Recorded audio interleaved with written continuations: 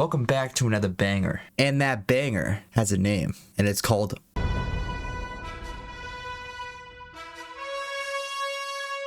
Now this game, it's slick. Almost too slick, dare I say. Like, it's so slick to the point that at times, it does Doom better than Doom ever did Doom in the recent Doom games. If that makes sense. Now, if that did make sense to you, congratulations.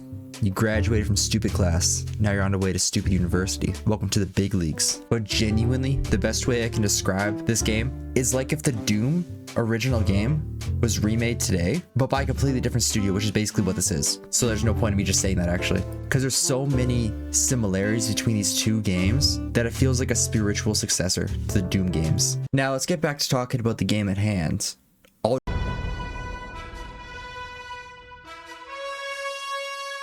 Why does that keep happening? Anyways, Ultra...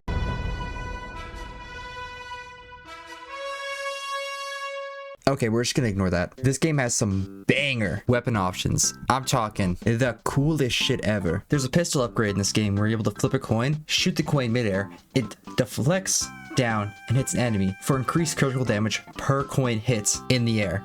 And if that doesn't make sense, I don't know what to say to you, because I just feel like Aaron Black whenever I use this weapon. The pistol also has another upgrade where you're able to spin it and it ricochets the bullet around the map, but it's not as cool as the coin. But it's still pretty cool. So A+ for creativity. Okay, the shotgun. The only fun thing about this gun is that you can parry your own shots to make them do big damage. And for the chainsaw mode, you're able to play like a little game of ping pong with yourself. It's pretty sick. This is a B tier weapon beyond the parrying. The nail gun. This is probably the weakest weapon in the game flavor wise. It's good for bosses and whatnots, but I just never found myself being like, man, I'm gonna rip through some shit with this. C tier weapon. Next one, a rail cannon. This is your big kahuna of this game, the BFG. This gun's the equivalent to being like a 6'6" mega chad, walking into an anime convention, towering over everyone, and then buying a free ring body pillow. S tier weapon. Last but not least, the rocket launcher. I actually forgot this gun was even in my arsenal. I don't have really anything to say about it. We're gonna give it a gold sticker. I feel like that's fair. Now I know what you're gonna say. There's one weapon I'm missing, and that's the parry. It's the best mechanic in this entire game, hands down. Unrelated, here's a clip of me knuckle fucking Gabriel to death.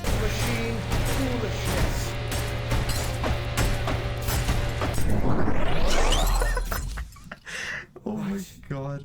Okay, enough about gameplay. Let's talk about something more important. The levels. The levels in Ultra...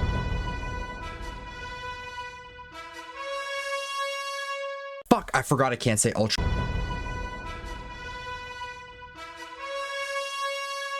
Okay, levels. They give us a plethora of them in this game. We got a garden. We have a garden. We have Night City from Cyberpunk. I think the purple in the sky is really pretty. Next we have Dry Desert from Super Mario. It's just a desert. Fuck all here. Okay, maybe there isn't fuck all here. There's a Crash Bandicoot level. I've never been more upset at anything than this in my entire life. That's about it though. Next we got the water level. This is for all the people that need to take a bath or a shower, or really smart people who like to ask really smart questions like this one. Where's the eel from Super Mario 64? Great question. The answer? This isn't Super Mario. This is all...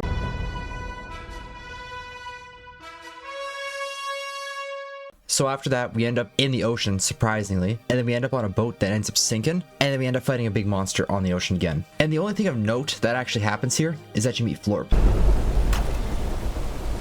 What the fuck is this? Now Florp is a god. He kneels to nobody. He will kill you at a moment's notice if you cease to amuse his entertainment. He is not to be messed with. The only reason why he's letting me grab him like this right now is because he likes the feel of it. He's a little freaky that way. After that, we end up going to heaven, it appears. Then we go to a weird fucked up version of Berlin. And then we end up going to what I like to call limbo. I don't really know what's going on here. It just looks cool. It has a really sick vibe. Shout out this zone. Then after that, we climb an earth mover, which is like an AT-AT fused with Von Boris from Legend of Zelda Breath of the Wild. And it's just that. I don't have anything else to say about this level too. But after this, we enter Fraud, and holy shit, fuck these levels. When I was playing through these levels for this video, I was getting so mad at particularly 8-3 because this last segment here, call it a skill issue, call it what you want, this was cancer. Like, first, you have to kill these 4 dudes here and try to survive in low gravity. It flips you upside down, and then it spawns in a low-budget Gabriel and 2 chainsaw dudes out of no, like, and the 2 chainsaw dudes spawn on you. It's cancer. It's awful. But the silver lining to me getting my asshole stretched fighting that last section was entering this space area in the level and seeing the skybox. It was insane. Best skybox in the entire game, hands down. So after all that, I think I'm going to give this game 7 forks out of 5.